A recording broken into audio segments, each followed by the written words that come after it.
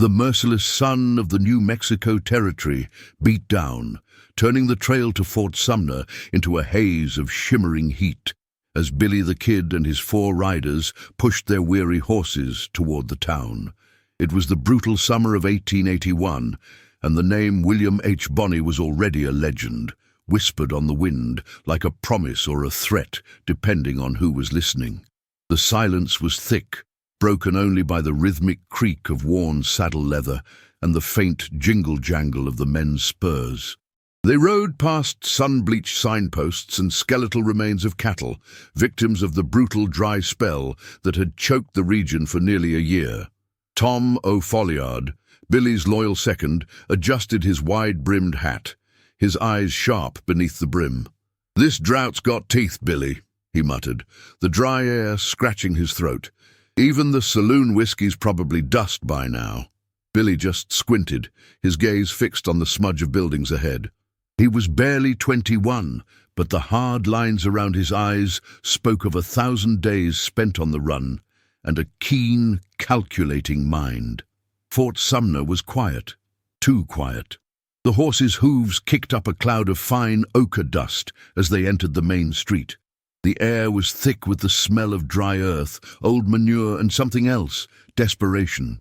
Outside the dilapidated general store, a small crowd of townsfolk stood, their faces drawn and etched with worry. Billy immediately noticed the tension. It was heavier than the heat. Billy dismounted with the fluid grace of a man who lives by the gun. Doc Scurlock, the strategist of the group, followed, his former medical bag now containing spare ammunition. "Looks like a wake, kid," Doc observed, chewing on a piece of straw. Billy didn't answer. His attention was caught by a skinny, dark-haired man named Javier, standing apart from the others, leaning against a water trough long since emptied. Javier looked like a shadow of a man, his clothes ragged, his skin pulled tight over his bones. Billy approached him, the young outlaw's Colt .45 hanging low on his hip, a clear statement of authority. "Trouble, friend?" Billy's voice was surprisingly soft, without the bravado one might expect. Javier flinched, then looked up, his eyes dull with defeat.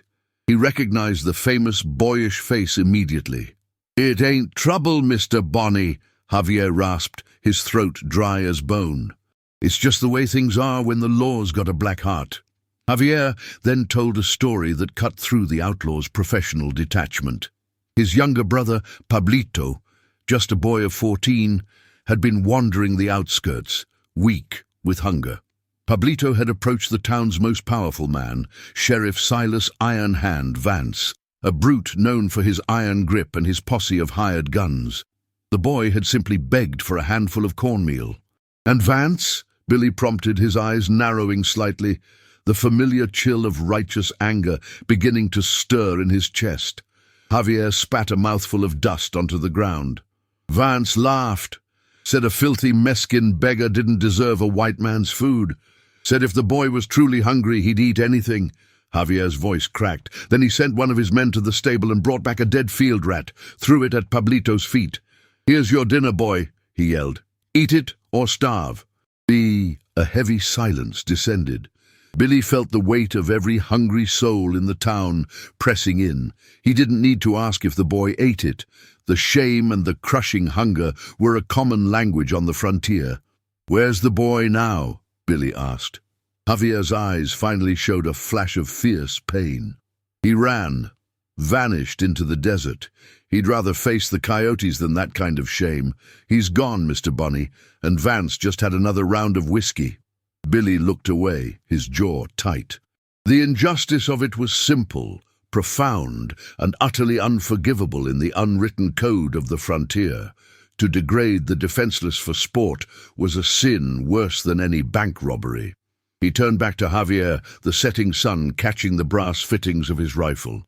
"Sheriff Vance," Billy said, the name tasting like grit in his mouth. "He won't just get away with that, partner. Not while William Bonney's still breathing." Javier's face was momentarily transformed by a flicker of disbelief and hope. You'll do something? He's got 3 of those vicious regulators riding his payroll, Jack Skull Riley and the Dalton brothers." Billy just gave a grim smile. Names don't scare me, Javier, but what Vance did, that makes him an empty suit waiting for the Undertaker. He promised the desperate man, "I'll make him understand what hunger tastes like." Just then, Charlie Bodra, who had been watering the horses, approached with a worried look. "Billy, I spotted a pair of men on the roof of the saloon and the old blacksmith shop. Too well armed to be just townsfolk. They're watching everything, including us." Billy's eyes flickered to the rooftops. Two figures, hard men in dusters, were indeed observing the gang's movements. The posse had already been alerted, and the regulators were in position, ready to squash any resistance.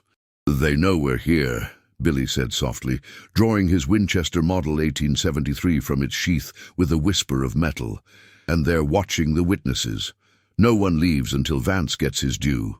Billy and his gang, Tom O'Folliard, Doc Scurlock, Charlie Boder, and Jose Chavez y Chavez, took refuge in the abandoned livery stable on the edge of Fort Sumner. The air inside was stale, smelling of hay and horse sweat, but it offered cover. A single kerosene lamp cast long, dancing shadows on the dusty walls as they huddled around a map crudely sketched on a scrap of brown paper. "Vance knows we're here, kid," Doc Scurlock stated, tapping the paper with the tip of his knife. "He's banking on us bolting or forcing a shootout on Main Street where his regulators can pin us down from cover." Doc was a methodical man. He saw a fight like a surgical procedure. "We can't take on the whole posse head on. We need to cut the head off the snake." Jose Chavez y Chavez, a man whose silence was often more unsettling than a gunshot, pointed a lean finger at the map. "Vance always keeps his chief regulator, Skull Riley, at the old O'Malley Ranch 3 miles south. It's his personal hideout. He trusts Riley to guard his private stores and his secrets." Jose, who knew the land like the back of his hand, had been their scout. "Riley's got 2 men with him, a strong box and supplies. They're sitting fat while the town starves." "Skull Riley," Charlie Boder spat out the name. "He put 3 notches on his colt for the railroad magnate last month. Vicious bastard." Charlie, the best shot among them, cleaned the action of his Winchester with practiced ease. "He's our first target. Take out Riley and Vance loses his teeth." Billy nodded, his plan already forming. "Riley won't be expecting us to hit his camp first. He'll expect us to ride straight for the sheriff's office." Billy's eyes were alive with the cold light of strategy. "Jose, you and Tom ride to O'Malley's. You know the ravines and the washouts. Go silent, go fast, cut their wires, then flank the ranch from the north ridge. Tom, you take point. Jose, you cover the back door, don't engage.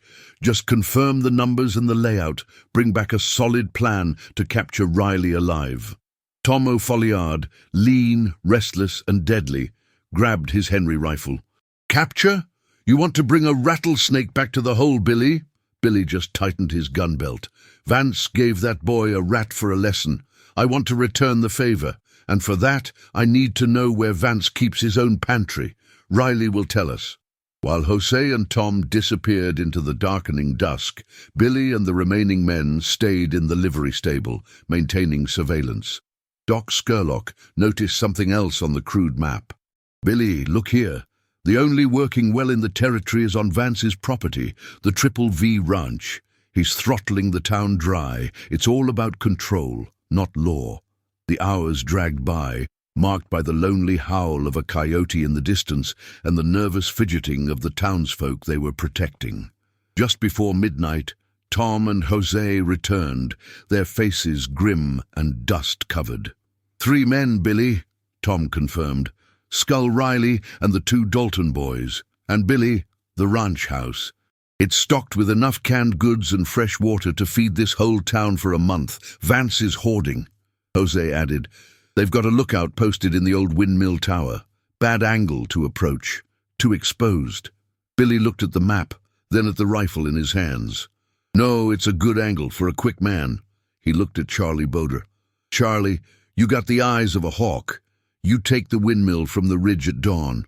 1 shot, quiet and clean. Doc and I will ride in with Tom and Jose. We'll ride the washouts and hit the house like a whip crack." He gathered his men, their faces etched in the lamplight. This isn't about money or cattle. This is about a code. Vance crossed a line. And when you cross the line out here, the kid gives the reckoning. Billy's voice dropped to a low, intense growl. We ride at 3 a.m. No noise. We take Riley. If the Daltons fight, they die. Get ready, boys. We're giving Fort Sumner a show they won't forget. The tension was thick enough to chew on. The stage was set for the first blood. A cold, pre-dawn air, smelling of sagebrush and gunpowder, settled over the New Mexico desert as Billy the Kid's gang split up. Charlie Bowder slipped away, a phantom climbing the rocky ridge overlooking the O'Malley Ranch. Below, Billy, Tom, Doc, and Jose rode hard through the sandy washouts, using the deepest channels to mask their approach, their horses' hooves muffled by the loose earth. As the sky turned a pale, bruised purple, the ranch came into view. A low-slung adobe house, the tall skeleton of a windmill tower dominating the skyline. A solitary figure, one of the Dalton brothers, yawned, leaning against the railing of the tower's platform, his rifle slack. Crack! The sound of Charlie's Winchester was a dry, distant echo, instantly swallowed by the vastness of the desert. The lookout pitched forward, falling with a dull thud onto the roof of the water tank below. Clean. Go! Billy hissed. They spurred their horses, bursting from the cover of the ravine like bats from a cave. Doc Scurlock took the front yard. Billy and Tom hammered at the back door. The remaining Dalton and Skull Riley, jolted by the sudden shot and the thunder of hooves, stumbled out of the house, Colts drawn. "Bonnie!" Riley roared, firing wildly as he recognized the young legend. The bullet whizzed past Tom O'Folliard's ear. Tom didn't miss his beat. He dropped to one knee, steadying his Henry, and fired a precision shot. The Dalton brother screamed, clutching his shoulder as he was knocked backward against the wall. Doc Scurlock's own rifle spat fire, crippling the man's shooting arm. He was neutralized. Billy, already through the back door, found Skull Riley scrambling for the cover of a barrel. "Drop it, Riley!" Billy's voice cracked like a whip. Riley spun, his face a mask of rage and fear. He knew the kid was fast. Too fast. He made a desperate lunge for a shotgun mounted on the wall. Bam! Billy's Colt 45 sang a sharp song. The bullet didn't kill. It slammed into Riley's hip, spinning him around and collapsing him in a pile of agony and dust. Billy stood over him, the smoke curling from the barrel of his revolver. "You're done, Skull. You live or die on what you tell me next." They dragged Riley and the wounded Dalton into the kitchen, a room filled with the sickening smell of fear and old bacon. Riley, a man who lived by cruelty, was a coward when the tables were turned, his face ashen, slicked with sweat. Doc Scurlock, with an unsettling professional air, knelt and tied a rough tourniquet above Riley's bleeding wound. "You talk, or I let this blood run out slow," Doc said, his voice quiet and chilling. Billy slammed a small, leather-bound ledger onto the table. "Where is the main supply? The well water? The food Vance is hoarding?" Riley, gasping, fought against the pain. The well is at the Triple V. The supply train is due today. Vance is gonna hold the town for ransom. He said when the starvation hits its worst, he'll sell the water for 10 times its weight in gold. He planned this whole drought." "And what about the boy?" Billy demanded, his voice low and dangerous. "The rat you gave the boy?" Riley just coughed a weak, dry laugh. "He deserved it. He's just a dirty street rat. He was only bait. Vance set up the whole town as bait." Jose Chavez, silent until now, pointed his old Remington at the captured Dalton. "This ranch, it is a trap. Vance knew we might hit this place. Where's the rest of his posse?" Riley's eyes flickered to a dark corner of the room before he could stop himself. Doc Scurlock followed the glance and kicked a loose floorboard. Beneath it was a telegraph wire, freshly cut. "They were warned," Doc muttered. "The wire was cut after we left Fort Sumner, meaning Vance knows we are at O'Malley's. They were waiting for us to make our move. He was baiting us into a gunfight outside," Billy realized. "He wanted us exposed on the trail." Billy stepped back, his face hard. He looked at Riley, then the wounded Dalton. "They shamed a child for sport, and starved a town for greed. Billy holstered his Colt. That's not justice, it's plague. He turned to Tom. Take the supplies, load every can of beans, every sack of flour, every gallon of water onto the pack mules. Jose, you and Charlie ride hard back to Fort Sumner. Get the supplies to the people. Tell them to drink and eat. Now. Doc finished bandaging Riley's wound. What about these two, Billy? Billy looked at Skull Riley, who was now pleading, groveling in the dust. Vance gave the boy a rat, Billy repeated, his voice devoid of emotion. Justice is served on the table of the guilty. He looked at Doc Scurlock. Give them the same meal, Doc, and then leave them here. Let the desert decide which one of them can survive their own cruelty. As the sounds of their departure faded, the two regulators were left alone, bandaged, but without water, without weapons, and with a terrible promise of a lingering end. The Kid had moved on to the final target. The sun was high when Billy the Kid, Tom O'Folliard, and Doc Scurlock rode back toward Fort Sumner. They were a smaller group now, but faster, their purpose sharpened to a deadly point. The dust of the O'Malley Ranch was still on their boots, but their focus was solely on Sheriff Silas Vance and the last of his hired guns, entrenched in the town's large, stone-built sheriff's office. Vance is cornered, Doc Scurlock observed, wiping his spectacles. He knows Riley and the Daltons are gone. He's got 3 men left, mercenaries. They're only loyal to his gold, and gold doesn't stop lead. Billy nodded. He'll be expecting us to come down Main Street, guns blazing. We're not doing it his way. He pointed to the thick growth of mesquite bushes that lined the arroyo behind the sheriff's office. Tom, you circle wide through the Badlands. Take position in the old slaughterhouse behind the office. Wait for my signal. 3 quick shots from the Colt. If anyone bolts the back door, they're yours. Tom O'Folliard, lean, fast, and a master of the quick draw, peeled off without a word, disappearing into the heat-shimmered wilderness. Billy and Doc continued their approach on the main trail, but they dismounted at the edge of town, walking the final block on foot.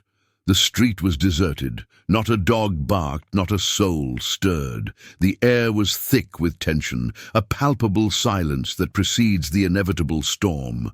The only sound was the distant clanking of the windmill on Vance's Triple V ranch. The sheriff's office stood like a grim sentinel at the end of the street, its windows dark and uninviting. Billy stopped in the middle of the street, his back to the sun, casting a long, thin shadow. He wore his black vest, a red bandana tied loosely around his neck, and his Colt 45 looked impossibly large on his slim frame. "Vance!" Billy yelled, his young voice cutting through the oppressive silence, sharp as a Bowie knife. "Come out and face your reckoning. The people of Fort Sumner need a new sheriff." A window on the second floor of the office creaked open. Sheriff Vance, a big man with a thick neck and a face mottled with whiskey and rage, leaned out. Beside him, a mercenary held a heavy, double-barreled shotgun. "Bonnie, you came back. I was hoping you'd be stupid enough to show your face," Vance bellowed, his voice echoing off the false fronts of the stores. "You should have stayed in the Badlands, boy. You're a dead man now. I'm the law here." "You're not the law, Vance," Billy retorted, his voice steady. "You're a thief and a bully. You starved a whole town for sport, and you shamed a child for amusement. That's a plague, Vance, and I'm here to stop the spread." As Billy spoke, Doc Scurlock, employing his best strategy, had slipped around the corner of the general store, a small Derringer pistol in his hand. He fired a quick, sharp shot into the lock of the sheriff's office front door, jamming it shut. Vance and his men were now locked in. The firing started immediately. The mercenaries opened up from the second-floor window, filling the air with the roar of rifles and the splintering sound of wood. Billy and Doc dropped into the cover of a stack of dry water barrels, returning fire with their Winchesters. The duel was uneven, 3 against 2, with the sheriff's men having the advantage of height and cover. Bam, bam! 2 of the sheriff's men, trying to reposition, made the fatal mistake of trying to exit the office through the back.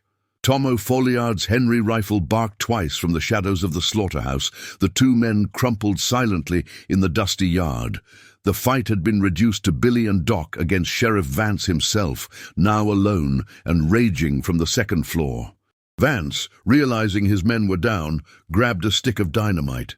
"You'll all burn, Bonnie!" he screamed, lighting the fuse. Billy didn't hesitate.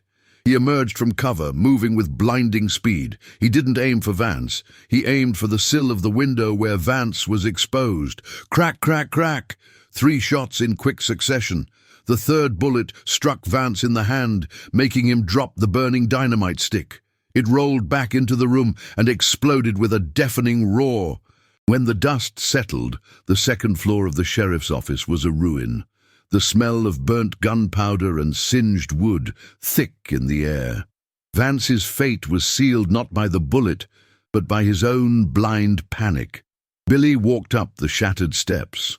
Doc Scurlock watched his back. The sheriff, bloody and broken, was sprawled among the debris, still conscious but utterly defeated. Billy didn't draw his Colt again. He simply stared down at the man who had brought a town to its knees. "You had a whole pantry, Vance," Billy said, his voice flat. "But you chose cruelty instead. That's the one thing the desert never forgives." Epilogue. Later that day, with the supplies from O'Malley's ranch already feeding the starving people, Billy and his gang prepared to ride out. Jose Chavez y Chavez had ensured the sheriff's well at Triple V was unlocked and the water flowing freely into the town cistern. Billy, before mounting his horse, stopped by Javier, who was now holding a piece of bread and a full canteen. "It's done, Javier," Billy told him. "Vance is gone. The water flows. Your brother is safe now." "Thank you, Mr. Bonney," Javier whispered, tears of relief and exhaustion in his eyes. "You brought a terrible justice." Billy just touched the brim of his hat. "The only kind there is out here, partner." They rode out as quickly as they came, leaving Fort Sumner to its slow recovery. The ride out of Fort Sumner was silent, reflective. The taste of dust and the bitter tang of necessary violence clung to Billy's clothes. The horizon blurred into the same merciless sun and vast, empty sky that had witnessed the cruelty and the reckoning. They had brought food, water, and justice, but they were still outlaws, hunted men.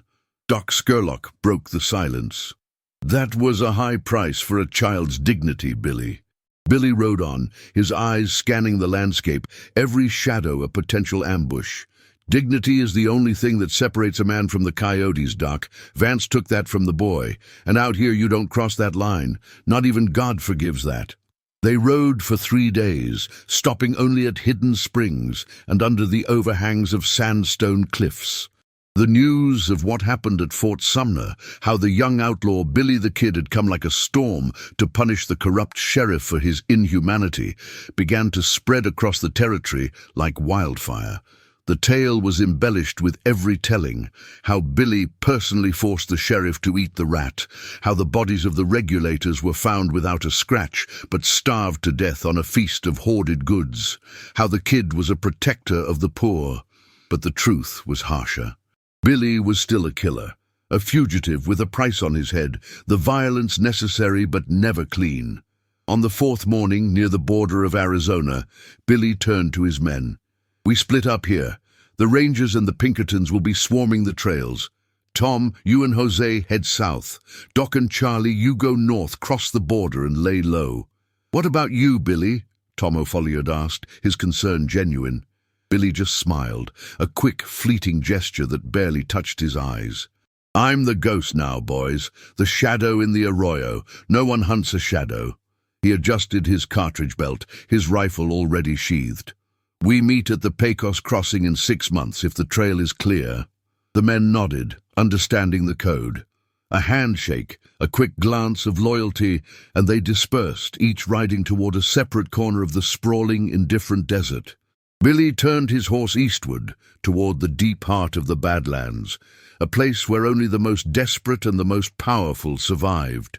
He rode alone, the silence unbroken for hours.